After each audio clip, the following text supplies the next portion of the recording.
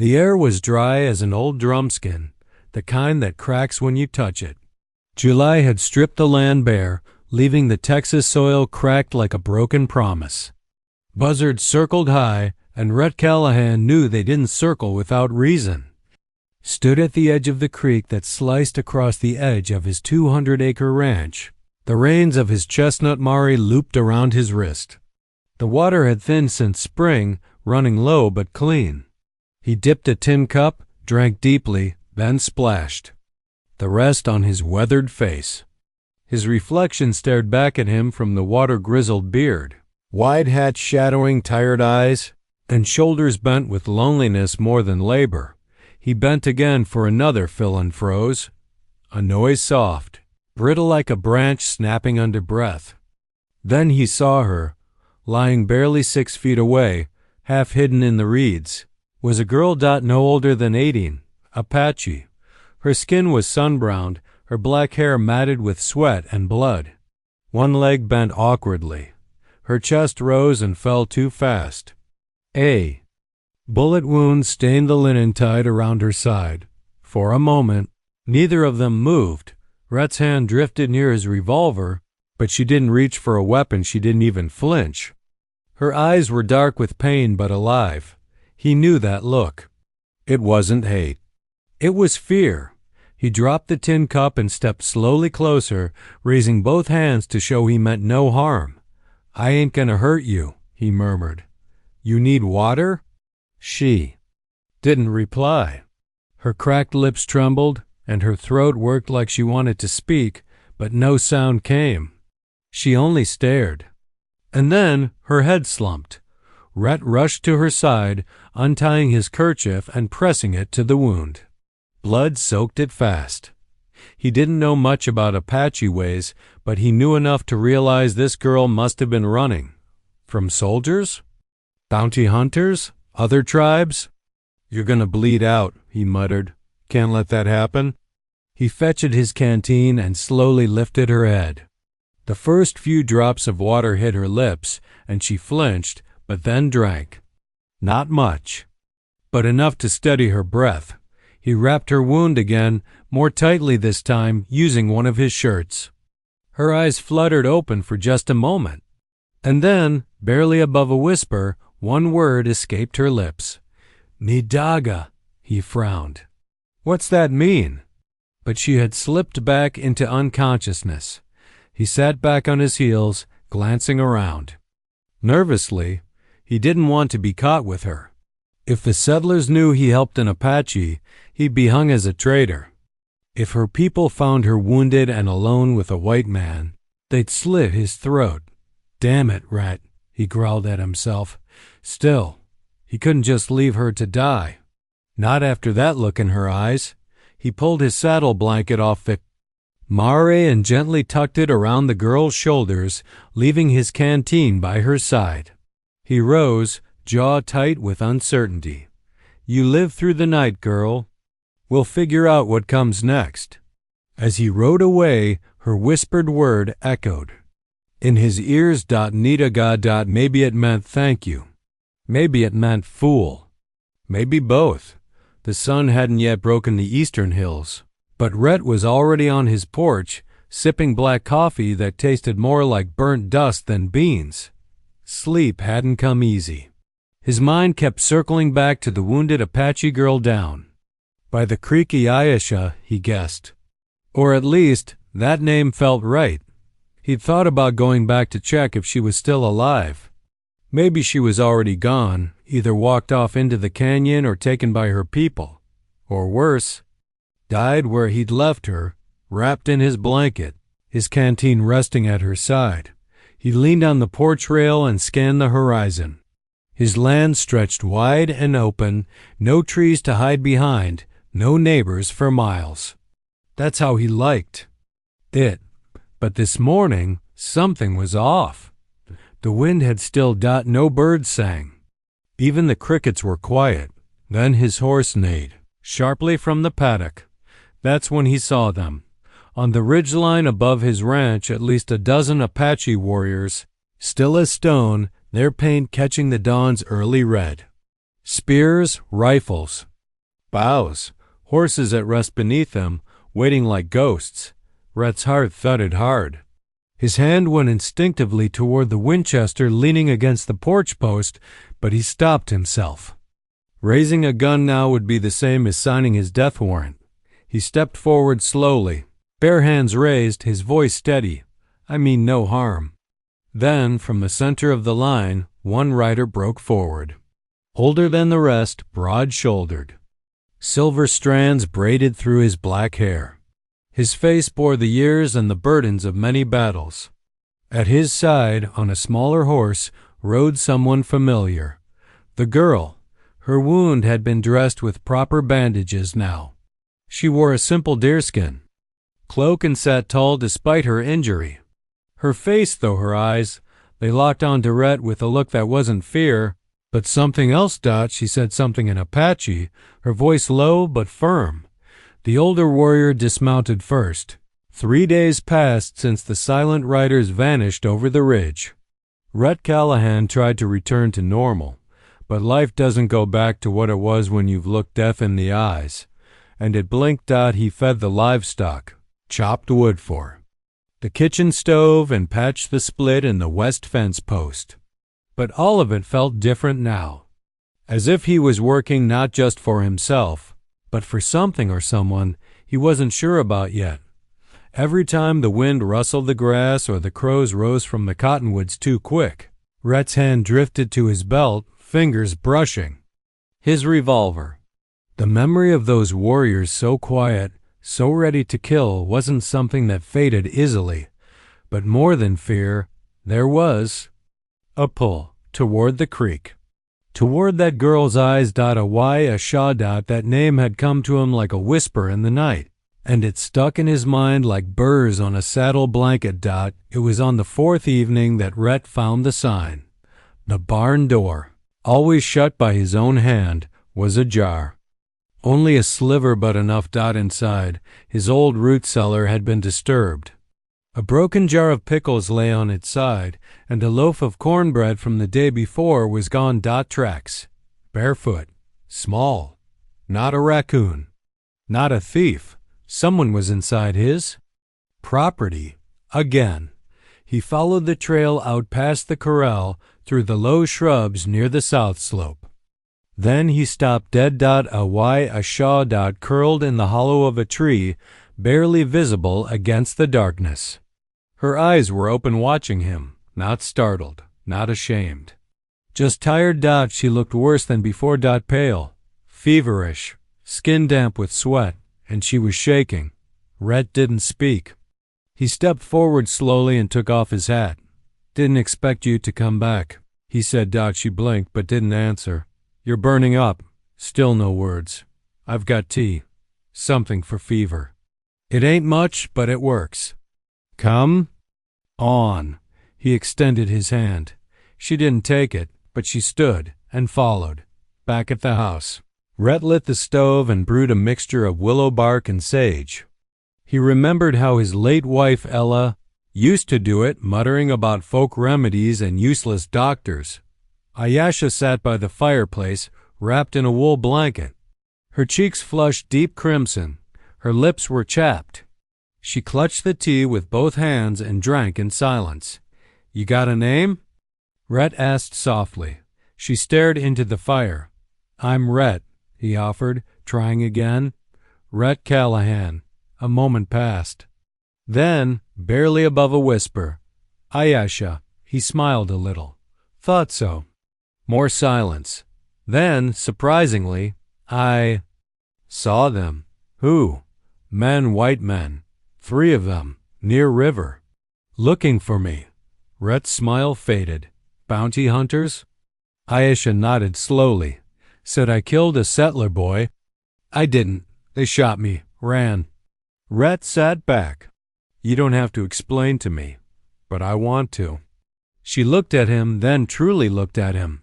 For the first time, her gaze didn't hold fear or challenge. Just weariness, and maybe a bit of trust. That night, she slept in the barn, curled under the hayloft with his old hound Baxter lying at her feet like a sentry. Rhett kept the lantern burning low on the porch, Winchester across his lap, watching the hills. No Apache scouts came. No angry townsfolk stormed in. Just the long, slow hum of a summer night cricket singing under stars. The days that followed were quiet. Rhett taught Ayesha how to steep herbs the way Ella used to. She helped mend a broken chicken coop. Together they fixed the barn pulley. She spoke little, but watched everything. Learned fast. She laughed once when Rhett slipped in the mud and landed square on his back. The sound of it startled them both. "You haven't smiled since you got here," he told her, sitting up, soaked. "I forgot how." "Well," he said, "you remembered just fine." But not everyone was so welcoming. Word got out how. Rhett wasn't sure. Maybe someone saw her in the distance. Maybe someone saw footprints. A week later, a writer came up from town. Sam Doyle, the new deputy. Young, hot-headed, and eager to prove something. He didn't dismount. Just tipped his hat low. "Heard tell you're harboring a squaw, Callahan." Rhett's jaw tightened. "Don't recall asking for rumors." "Don't recall asking for backtalk. She's under my roof." "My land. Ain't your business." Sam leaned forward in his saddle. "Murder was done in these parts not long ago. You think her kind just walks in peace? She's not a threat." Sam spat in the dirt. "Maybe, maybe not. But if I find her on town soil, I'll treat her like any other fugitive. Law says what it says." And he rode off. Rhett stood there for a long time after, staring into the horizon. He knew what was coming, and he knew Ayesha needed to know, too. That night, under the stars, he sat with her outside the barn. "There's men in town who think you're dangerous," he said. "I know. They want blood. I know that, too. You could run. Go back to your people." Ayesha shook her head. "You saved me. Twice. I owe you." Rhett chuckled sadly. "What is it with you and debts?" She turned toward him, face lit by firelight. "Apache. Do not forget." He met her eyes, and this time there was no silence, no distance. Just understanding. And fire. Quiet, steady fire.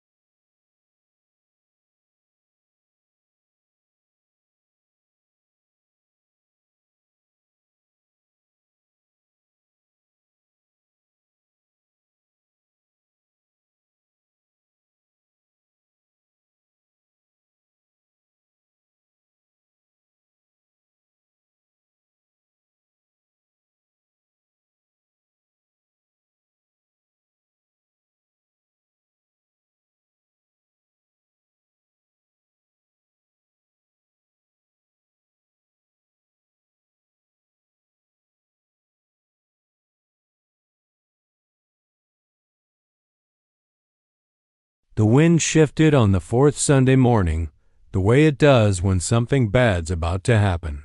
Not a cloud in the sky, yet the birds had all vanished. The cattle were uneasy, restless.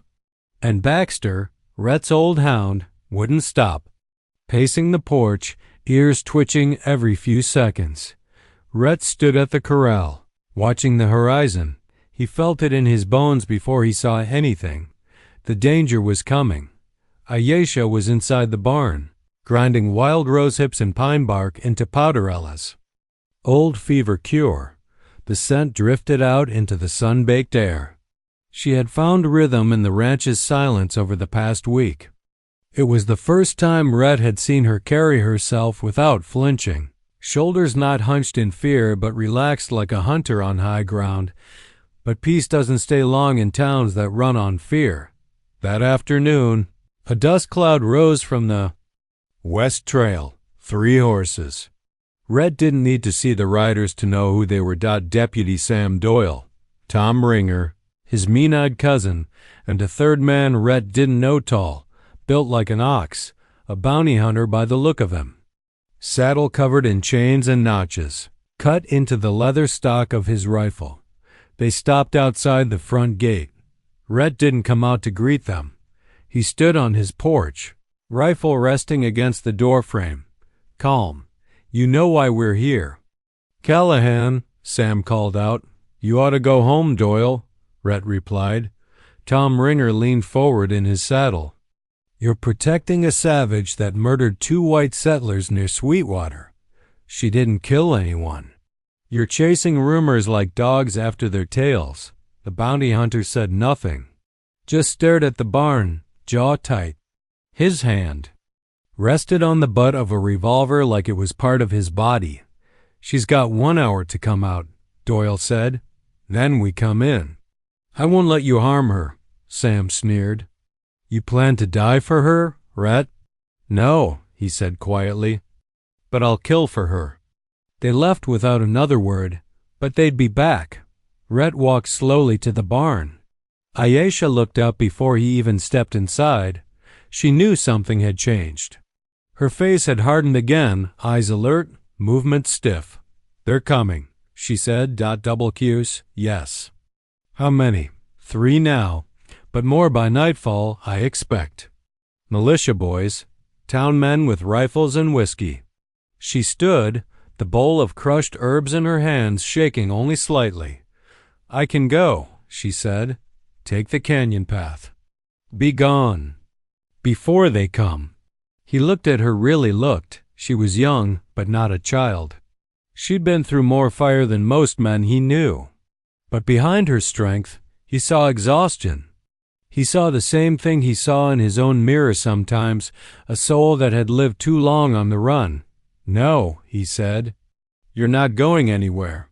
She opened her mouth to protest, but he cut her off with a raised hand. I let my wife die alone because I was too scared to bring her into town for help. Thought I was protecting her. That guilt's followed me every day. I'm not running this time. She didn't speak. But she didn't leave either. They made their stand as the sun dipped behind the western hills. Rhett loaded every bullet he had. Winchester, revolver, even the old shotgun with a cracked stock he hadn't used in 5 years. Ayesha sharpened the only blade. She carried a curved bone-handled knife etched with Apache symbols. She also took position in the hayloft, where she could see the gate and the hill beyond it. Rhett nodded up to her once. Ever fire a rifle? She nodded once. Better than most of your men. He chuckled grimly. I believe it. Night fell. The sound of hooves returned. This time not 3.10. Maybe more. Lanterns bobbed in the dark like fireflies from hell. Rhett stood at the front door, Winchester cradled. He wasn't hiding, wasn't crouched. Just waiting. They came into view. Doyle. In front, torch in one hand, pistol in the other. Tom Ringer beside him, yelling, Turn her over, Rhett, and we'll spare your hide. Behind them, ranchers with pitchforks and makeshift weapons. The bounty hunter was silent, scanning the property with eyes like a hawk. Then a voice rang out sharp, clear from the barn loft. Leave now. Ayesha, standing tall, rifle aimed. Dead center at Sam's chest. Damn girl's got some gall, one of the men muttered. Tom spat. You gonna let a squaw threaten the law? Sam raised his gun. Rhett fired first. His bullet struck the torch in Sam's hand, sending fire raining across the dirt. Sam fell back, cursing. Tom fired wildly, but missed. Ayesha's shot dropped the man behind him, grazing his shoulder. Screams rose. Hooves thundered. A short, sharp firefight erupted. Rhett took cover behind the porch pillar, his gun barking flame. Ayesha moved like wind across the loft, firing once, twice, always calm, always accurate. The bounty hunter tried to circle the barn, but Baxter lunged from the shadows. The next morning came heavy with silence. No wind, no bird song, No sound of cattle rustling near the fields. Just the weight of what had passed hanging over the ranch like a fog that wouldn't lift. Rhett sat on the porch, hat tilted low, a blood-stained cloth pressed to the side of his head where a splinter from the barn beam had caught him. He wasn't sure if the pounding in his skull was from the injury or the weight of everything else. Awaya Shah stood at the barn doors, arms folded, watching. The hills, she hadn't spoken much since the fight, but Rhett noticed the way her shoulders had lowered, the way her knife wasn't clenched in her belt anymore. Like the tension she'd been carrying for weeks had shifted, still present, but not choking her. Maybe it had shifted to him. By noon, the quiet broke. A rider approached from the eastern slope, alone, slow, unarmed. Ayesha narrowed her eyes but didn't draw her weapon. Rhett stepped off the porch and approached, rifle slung but ready. As the rider got closer, Rhett recognized the man. Not from town. Not from anywhere near. Sweetwater. Apache. But older. Commanding. The same man who had stood on the ridgeline a week ago, the chief. His cloak was adorned with dark beads, a ceremonial staff strapped behind his saddle. He stopped just short of the gate. Ayesha stepped forward and spoke in Apache, quick, clipped, respectful. The chief answered with a quiet authority that filled the air without needing to be loud. Rhett couldn't understand the words, but the tone said enough. When they were done, the chief looked at Rhett. "You are hurt," he said plainly. "I've had worse," Rhett replied, nodding. The chief dismounted and walked slowly to him. He studied the land, the barn, the bullet holes in the porch beam, the patched-up fence. "This is your land?" "It is. You defended her as your own." "I did." The chief nodded slowly. "You did not have to." "No," Rhett said. "But I wanted to." Ayesha watched the exchange in silence, her hands clasped behind her back. The chief turned to her, then back to Rhett. "You understand what this means?" "I reckon I do. She is one of us. But she is also now one of you." Rhett felt the weight of that. Knew what the man was saying without needing it spelled out. "I won't turn her out." The chief stepped closer. "Then you are no longer just a rancher. You are a bridge between fires." Rhett looked him in the eye. "So what happens now?" The chief's expression didn't change. "Now we make peace real." That afternoon, the tribe came. One by one, riders appeared from the canyon, drifting like shadows along the hill, silent, watchful, cautious. Some bore weapons. Some bore supplies. A few had children riding with them. They didn't come in force. They came in meaning. Ayesha greeted each of them in quiet reverence. Hugs, murmurs, a bowed head for an elder. A tear wiped away by a young girl's hand. Rhett stood on the porch. Uncertain whether to move or stay put, Ayesha walked up to him. "They are here for me," she said, "to take me home." Rhett nodded slowly, even though his chest twisted in ways he didn't understand. "I figured. I told them what you did, all of it." He looked at her. They didn't seem too pleased. She gave a faint, crooked smile. "They are not used to white men who fight for Apache blood."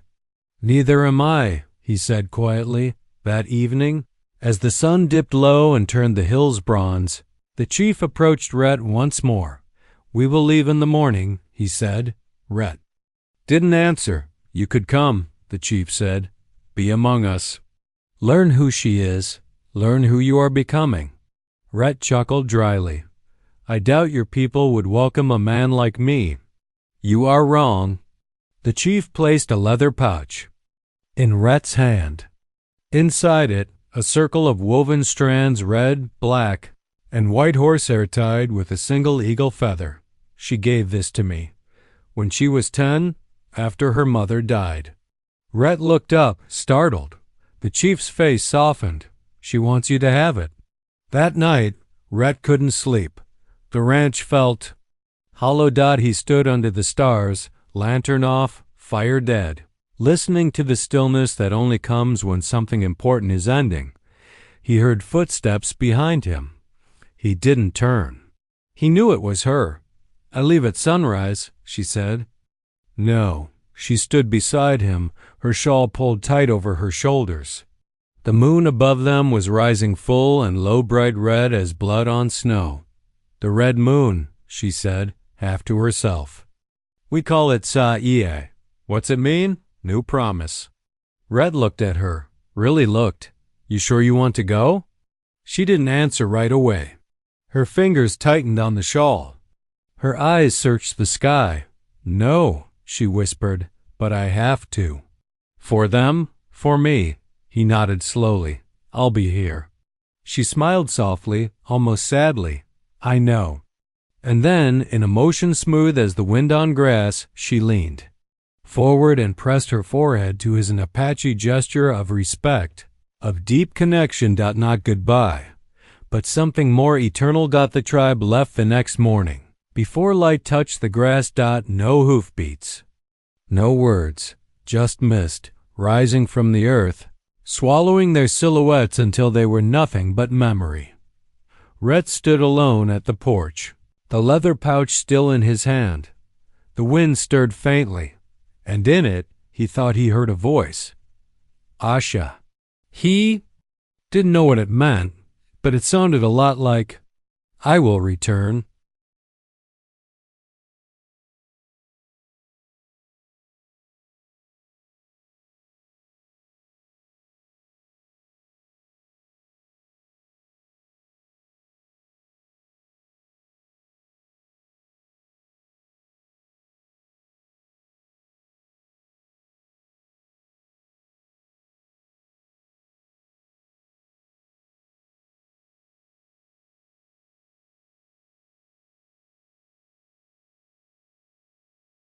Winter came hard. It rolled in like a freight train of frost and silence. The wind over the plains sharpened like broken glass, howling through the bare cottonwoods and rattling the tin roof of Rhett Callahan's ranch house night after night. Snows weren't heavy, but they came often, layering the ground in a stubborn crust that refused to melt.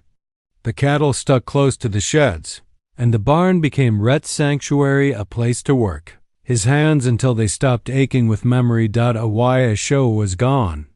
The tribe had vanished as they always did, quiet as breath, clean as smoke. One day, the canyon had been full of signs of life. The next, nothing. But not a day passed Rhett didn't think about her, the fire in her, the silence between them that had said more than words ever could, and the last thing she'd whispered under that. Blood red moon. Asha. He didn't know what it meant, but he carried it.